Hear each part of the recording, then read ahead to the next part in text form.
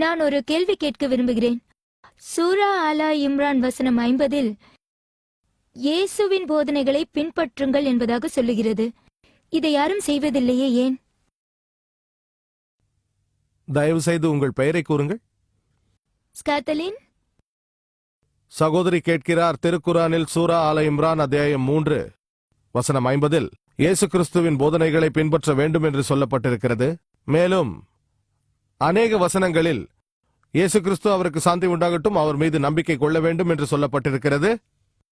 கிறிஸ்தவ மதத்தை தவிர்த்து இயேசு கிறிஸ்து அவருக்கு சாந்தி உண்டாகட்டும் அவர் மீது நம்பிக்கை வைக்கும்படி கூறுகிற ஒரே மார்க்கம் இஸ்லாம் மட்டும்தான். இயேசு கிறிஸ்து அவருக்கு சாந்தி உண்டாகட்டும் அவரை நம்பவில்லை என்றால் அவர் முஸ்லிமாக இருக்க முடியாது. அவர் அல்லாஹ் சுப்ஹானஹு வ தஆலாவின் ஒரு மகத்தான தூதர் என்று நாங்கள் நம்புகிறோம். அவர் மேசியா, மொழிபெயர்த்தால் கிறிஸ்து என்று நம்புகிறோம். அவரது பிறப்பு அற்புதமானது, எந்த ஆணின் சேர்க்கையும் இன்றி அவர் பிறந்தார் என்று நாங்கள் நம்புகிறோம். அநேக கிறிஸ்தவர்களே இதை நம்புவதில்லை. இறைவனின் அனுமதியோடு இறந்தவர்களுக்கு உயிர் கொடுத்தார் என்று நம்புகிறோம். இறைவனின் அனுமதியோடு பிறவி குருடர்களையும் தொழுநோயாளிகளையும் குணப்படுத்தினார் என்று நம்புகிறோம். கிறிஸ்தவர்களும் முஸ்லிம்களும் சகோதரியே ஒரே பாதையில் பயணிக்கிறோம். ஆனால் அந்த பாதை எங்கு பெறுகிறது என்று கேட்கலாம். பாதை எங்கே பெறுகிறது எனில் பல கிறிஸ்தவர்கள் கூறுகிறார்கள் இயேசு கிறிஸ்து அவருக்கு சாந்தி உண்டாகட்டும் கடவுள் தன்மை கொண்டவர் என்றும் தானே சர்வசக்தி வாய்ந்த கடவுள் என்றும் சொல்கிறார் என்கிறார்கள். நீங்கள் பைபிளை படித்தால் எங்கேனும் சரி சந்தேகத்திற்கு இடமளிக்காத எந்த ஒரு குறிப்பும் இல்லை. மொத்த பைபிளிலும் இயேசு கிறிஸ்து அவருக்கு சாந்தி உண்டாகட்டும் நான் தான் கடவுள் என்னை வணங்க வேண்டும் என்று சொன்னதாக குறிப்பில்லை. எந்த ஒரு கிறிஸ்தவராவது சந்தேகத்திற்கு இடமளிக்காத திட்டவட்டமாக ஒரு குறிப்பையாவது காட்டினால் இயேசு கிறிஸ்து அவருக்கு சாந்தி உண்டாகட்டும் மொத்த பைபிளில் நான் தான் கடவுள் என்னை மட்டும்தான் நீங்கள் வணங்க வேண்டும் என்று கூறியதாக ஒரு சின்ன குறிப்பை என்னிடம் காட்டினால் நான் கிறிஸ்தவ மதத்தை ஏற்றுக்கொள்கிறேன். நான் மற்ற முஸ்லிம் சகோதரர்களின் சார்பாக பேசவில்லை. உண்மையில் நீங்கள் பைபிளை படித்து பார்த்தால் யோவான் எழுதிய சுவிசேஷத்தில் அதிகாரம் 14 வசனம் 28 என் பிதா என்னிலும் பெரியவராக இருக்கிறார் என்று இயேசு கிறிஸ்து கூறுகிறார். யோவான் எழுதிய சுவிசேஷம் அதிகாரம் 10 வசனம் 29 என் பிதா எல்லாரிலும் பெரியவராக இருக்கிறார். மத்தேயு சுவிசேஷம் அதிகாரம் 12 வசனம் 28 நான் தேவனுடைய ஆவினாலேயே பிசாசுகளை துரத்துகிறேன். லூக்கா சுவிசேஷம் அதிகாரம் 11 வசனம் 20 நான் தேவனுடைய விரலினாலேயே பிசாசுகளை துரத்தி அடித்தேன். யோவான் சுவிசேஷம் அதிகாரம் 5 வசனம் 30 நான் என் சுயமாய் ஒன்றும் செய்வதில்லை காதால் கேட்கிறபடியே நியாயம் தீர்க்கிறேன். எனக்கு சித்தமானதை நான் தேடாமல் என்னை அனுப்பின பிதாவுக்கு சித்தமானதையே நான் தேடுகிறேன்.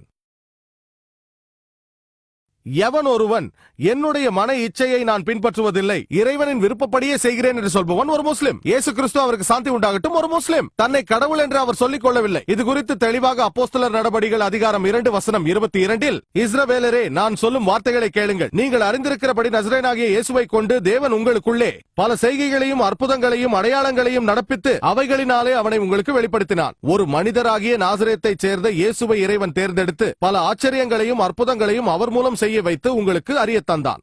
ஆகவே இயேசு கிறிஸ்து அவருக்கு சாந்தி உண்டாகட்டும் ஒரு மிக பெரும் சக்தி வாய்ந்த இறை தூதர் என்று நாங்கள் நம்புகிறோம். ஆனால் அவர் கடவுள் அல்ல. இங்குதான் வேறுபடுகிறோம். அவரது போதனைகளை பொறுத்தவரையில் உங்கள் அடிப்படை கேள்வி அதுதான். அதாவது திருக்குரான் இயேசு கிறிஸ்துவின் போதனைகளை பின்பற்றும்படி சொல்கிறதே என்று கேட்டீர்கள். இயேசு கிறிஸ்து அவருக்கு சாந்தி உண்டாகட்டும் இந்த உலகத்திற்கு வந்தபொழுது அவர் யூதர்களுக்காக மட்டும்தான் அனுப்பப்பட்டார், இஸ்ரவேலர்களுக்கு மட்டும்தான். திருக்குரான் தெளிவாக சொல்கிறது.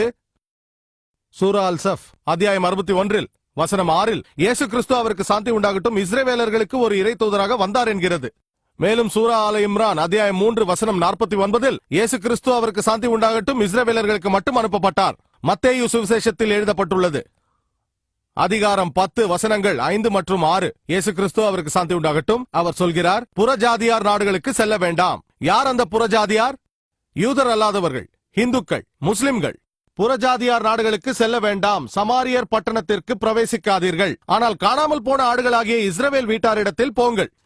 இதே மாதிரியான செய்தி மத்தேயு சுவிசேஷம் அதிகாரம் 15 வசனம் 24 அப்போஸ்தலர்களிடத்தில் நான் காணாமல் போன ஆடாகிய இஸ்ரவேல் வீட்டாரிடத்திற்கே அனுப்பப்பட்டேனே அன்றி மற்றபடி அல்ல என்கிறார். இயேசு கிறிஸ்து அவருக்கு சாந்தி உண்டாகட்டும் இஸ்ரவேலர்களுக்காக அனுப்பப்பட்டார். அவரது போதனைகள் ஒரு குறிப்பிட்ட காலத்திற்கு பின்பற்ற வேண்டியவையாக இருந்தது. இதைத்தான் பைபிளும் குரானும் சொல்கின்றன. இவற்றிற்கு மாறாக சகோதரியே நீங்கள் பைபிளை படித்தால் இயேசு கிறிஸ்து அவருக்கு சாந்தி உண்டாகட்டும் அவர் கூறியதை ஆராய்ந்து பாருங்கள். லூக்கா சுவிசேஷத்தில் அதிகாரம் 2 வசனம் 21 அவருக்கு 8ஆம் நாள் விருத்த சேதனம் செய்யப்பட்டது. முஸ்லிம்களான நாங்கள் மாஷா அல்லாஹ் விருத்த சேதனம் செய்கிறோம். பெரும்பாலான கிறிஸ்தவர்கள் விருத்த சேதனம் செய்வதில்லை. ஆகவே இயேசு கிறிஸ்து அவருக்கு சாந்தி உண்டாகட்டும் அவரது போதனைகளை கடைபிடிப்பவர் கிறிஸ்தவர் என்றால் நான் அந்த கிறிஸ்தவர்களுக்கெல்லாம் மேலான ஒரு கிறிஸ்தவனாக இருக்கிறேன். பைபிளில் கூறப்பட்டுள்ளது. எபேசியர் புத்தகம் அதிகாரம் 5 வசனம் 18 மது அருந்தக்கூடாது என்று சொல்லப்பட்டுள்ளது. நீதிமொழிகள் அதிகாரம் 20 வசனம் 1 மது கேடு விளைவிக்கும் என்கிறது. முஸ்லிம்களான நாங்கள் மது அருந்துவதில்லை. திருக்குரான் சூரா மாய்தா அத்தியாயம் 5 வசனம் 90 மதுபானம் ஹராம் என்கிறது. நாங்கள் அருந்துவதில்லை, மொத்தமாக அதை தொடுவதில்லை. முஸ்லிம்கள் தாம் மது அருந்தாத பெரிய சமூகம். பைபிளின் கூற்றுப்படி மது அருந்தக்கூடாது, பன்றி இறைச்சியை உண்ணக்கூடாது என்று பைபிளில் பல இடங்களில் சொல்லப்பட்டிருக்கிறது. லேவியராகமம் புத்தகம் அதிகாரம் 11 வசனங்கள் 7 மற்றும் 8 உபாகமம் புத்தகம் அதிகாரம் 14 வசனம் 8 கூறப்பட்டுள்ளது. மேலும் ஏசாயா அதிகாரம் 65 வசனங்கள் 2 5 வரை இதுபோல் 5ற்கும் குறைவில்லாத இடங்களில் பன்றி இறைச்சி உண்ணக்கூடாது என்று பைபிள் சொல்கிறது. இப்படி இருந்தும் அநேக கிறிஸ்தவர்கள் பன்றி இறைச்சி உண்கிறார்கள். ஆகவே இயேசு கிறிஸ்து அவருக்கு சாந்தி உண்டாகட்டும் அவருடைய போதனைகளை பின்பற்றுபவர்தான் கிறிஸ்தவர் என்றால் முஸ்லிம்களான நாங்கள் கிறிஸ்தவர்களை விட மேலான கிறிஸ்தவர்களாக இருக்கிறோம். இப்படி சொல்லிக்கொண்டே போகலாம். இயேசு கிறிஸ்து அவருக்கு சாந்தி உண்டாகட்டும் அவரிடம் கேட்கப்பட்டது மேலான கட்டளை எதுவென்று. மார்க் எழுதிய சுவிசேஷம் அதிகாரம் 12 வசனம் 29 அது சொல்கிறது. எபிரேய மொழியில் உள்ள இதற்கு அர்த்தம் ஓ இஸ்ரவேல் கேள், நமது இறைவன் ஒருவனே. முஸ்லிம்களான நாங்கள் மாஷா அல்லாஹ் ஒரு இறைவனை தவிர வேறு எவரையும் நம்புவதில்லை. அநேக கிறிஸ்தவர்கள் திருத்துவ கொள்கையை நம்புகிறார்கள், பிதா குமாரன் மற்றும் பரிசுத்த ஆவி. ஆகவே இயேசு கிறிஸ்து அவருக்கு சாந்தி உண்டாகட்டும் அவரது போதனைகளை பின்பற்றுபவர்தான் கிறிஸ்தவர் என்றால் முஸ்லிம்களான நாங்கள் கிறிஸ்தவர்களை விட மேலான கிறிஸ்தவர்கள்.